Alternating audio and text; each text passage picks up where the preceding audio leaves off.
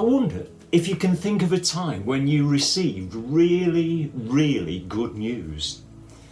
We were discussing this recently, and my mind went back to the time when we were expecting our first child. I was due to be there, but because the labour was quite complicated, I was pushed out of the way and spent a long time in the hospital, waiting and worrying, and I suppose all the time expecting the worst. But then came the news. You've got a son, and they're both fine. I wanted to tell everyone, I'm a dad, I'm so excited. The gospel of the good news of Jesus is the best news ever. So why is it so difficult for us to share that good news?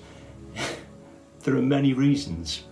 Embarrassment, fear, not wanting to appear weird, or maybe it's just that we're not confident in putting our faith into words.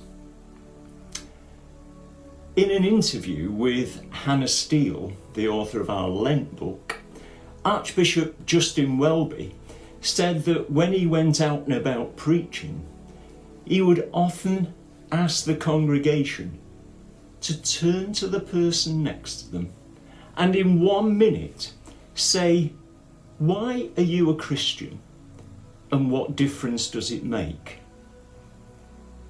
Not an easy task. And you can sense the embarrassed murmurs. But can you think what you would have said in that situation? If we can't clearly and simply articulate our faith, then how can we ever communicate it? About 6 months ago, I gave a challenge to our house group. It was this: in less than 200 words, describe what the gospel good news is for you personally.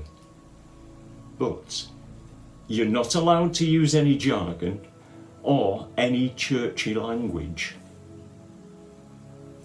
Maybe it's a challenge that we should all take in an attempt to help us to clarify just what it is we believe. I'm going to read what one person wrote as a response. God is pure love, and he loves each one of us as a father loves a favourite child. He wants the very best for you and for me, and he offers to be there to guide us through every stage of our life. There are times when we reject his love and his care for us, and we go our own way, but he never leaves or abandons us. When we realise that we've got it wrong and messed up, he's always there, ready with open arms to welcome us back. Through all the trials and hardships of life, he's by our side, walking with us to comfort and to support us. Because of this, we never need to feel alone or afraid. He's given us an amazing world full of wonders and treasures. And though it's been damaged by so much selfishness and greed, he gives us a promise and a hope that there will be a time when all things will be made new.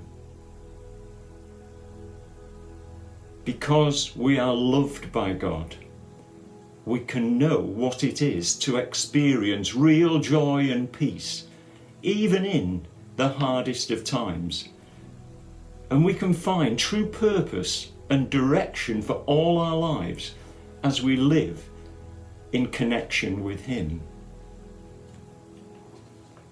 Jesus came as the perfect example of God's loving nature, and he gives us the model of how life should be lived.